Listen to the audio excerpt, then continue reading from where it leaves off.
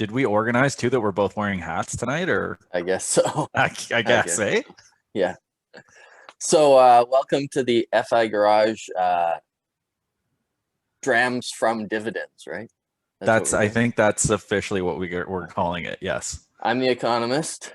The And accountant's I am with the me. accountant. Shall we do our booze first? Yeah, What booze do you got first. there? Should we acknowledge that we're missing the Yeah, I guess so. mechanic The because he's mechanic's actually working. working Yeah, terrible like an stuff. idiot? Yeah, absolutely. Yeah, I got a nice Bowmore 15 here. Oh, very nice. Yeah. Yeah, So I'm tucking into that. nice. You must be getting more dividends than I am. What do you got going I've on? got a Johnny Walker Red label here. Then I'm definitely getting Yeah. more dividends than you. Yeah. Cheers. Cheers. So, So you wanted to talk about GME all week, right? I Like mean, you've what just been else can hounding you us. talk about right now? Is Yeah, Wall Street bets, right? yeah, exactly. So how about a backstory? Are you good at explaining it?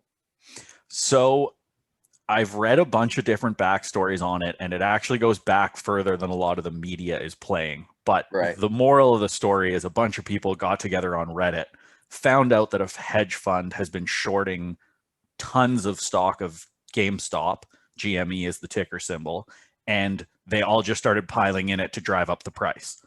Right. Now I heard the big short guy, Yeah. he was in before the Wall Street bets guys were in. Yes. So he thought he was buying before Yeah. the Wall Street bets guys Well, were so buying. the guy who first started posting on Wall Street bets, apparently he's been in the position since last September, like not September 2020, September 2019. Oh wow. So He found the short position and he looked at the company and said, actually, the company's sitting on a bunch of cash. It has enough cash to pay its debts. I think it's undervalued. Now, obviously, whatever it closed at on Friday, I think it was 325. It ain't worth $325 a share. Let's be honest here. Right. It went from like a 1 billion valuation to 20x, depending on what the price is at, right? Yeah, exactly. And the idea with all these guys buying stock is they're trying to increase the cost of borrowing of the hedge fund to stick it to them, right? To stick it to the hedge fund. That's the idea. So the hedge fund loses money, has to get out, right? Yeah, yeah, exactly. And I can understand the argument on, because I actually went onto the forum and looked at some of the posts, and I can understand that it's very dangerous because a bunch of people were just jumping on it because it's popular and it's gone up a bunch. Right. But a lot of the people that were trying to stick it to the hedge fund knew they were going to lose their money and they just wanted to stick it to the hedge fund. Well, that's what I find amazing is or I'm sure people have gotten off the bus, but enough people are staying on the bus that the price remains high. Remains high. There's no way I could have 10x'd and stayed in the stock, right? Oh, absolutely not. I mean, if I had bought in at $10 and it was at 300, I don't care if I want to stick it to the hedge fund. I would have been out. Absolutely. Yeah. So, but then where do you want to take this though? What? Well, so the thing then, all of this comes to a head last week, essentially. Yeah. And Robinhood no longer allows people on the app to buy the stock and only allows you to sell it, which essentially tanks the stock. Like, is that not market manipulation? That has to be market manipulation. But it didn't actually tank the stock, right? Well, it did momentarily until there was so much backlash that they kind of went back on what they had done. Oh, okay, I see. And it wasn't just Robinhood, though. It was Interactive Brokers, right? Interactive Brokers, they didn't restrict you from buying, but you could no longer use margin for those securities. Interesting. So you had to have the cash backing, like your margin requirements were not allowed for, it was GME, AMC, and I think there's another one BlackBerry, they were pumping as well. Right. And so they just took, like they said, this is too risky. We're going to let you trade it, but we're not willing to lend on it, which I think is a fair position. Yeah, I think so too. Can't really argue with them on that. No, you can't get mad at them. But the Robinhood play, like, they're owned by Citadel. Yeah. And Citadel took out a big short in GameStop right before Robinhood told people that they weren't allowed to buy it anymore. Like, That's nice. Like there's a lot going on here that I'm sure Are will people like, going to jail for that one? well, yeah, like I can't wait for the Netflix documentary on this because you Yeah, know it's coming, right? absolutely. Yeah. And there's gonna be some 20-year-old kid with a Lamborghini who's loaded. There's going to be some 20-year-old kid who's wanted by the IRS because he didn't realize he'd have to pay taxes on it. And then there's going to be somebody else who's broken in the poorhouse because they actually thought the stock was worth something and lost all their money. How many do you think anybody's on fire now, though? Probably, I mean, who There knows? could be, right? Totally could be. There could be, but it's just the dangerous speculation world, right? Oh, totally. And So, it's been fascinating. yeah, and I guess I was talking to somebody who plays a little bit of day trading, and they were looking for, the next stock that Wall Street Bets was going to pump, Yeah. right? Which I'm sure there is going to be a next one, but right now I would think a lot of people have a lot of capital Tied up in GME. Yeah. Yeah, so interesting. Well, and I can understand it from the point of those people that wanted to stick it to the hedge fund because the hedge fund had shorted like 130% of the available float. Yeah. Like that's pretty risky. But it comes down to so many fundamental issues now because now it's like, oh, well, the hedge funds aren't allowed to lose too much money. Right. That's But that's not a surprise. I mean, the banks weren't allowed to lose too much money in what, 7? Was it? 08 or whatever. Yeah. Yeah.